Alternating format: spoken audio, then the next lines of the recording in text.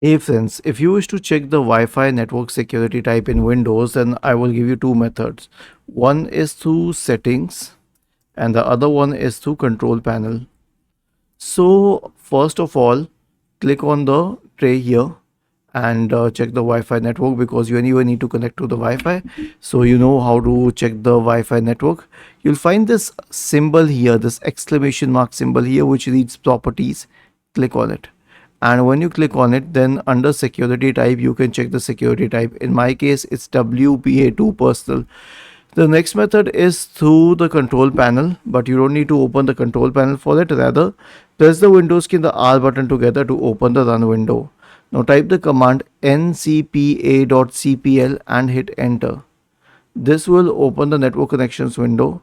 You'll find the Wi-Fi network connection here. Right click on it and then double click on it, and then it shows the Wi-Fi status. Click on wireless properties, go to the security tab, and here's the security type. Actually, you can also change it from here, but here's how you can view it. And you can also check the network security key if required. Was this helpful? If yes, then please subscribe to the channel, and if not, then let us know in the comment section of the video on how we could help you further.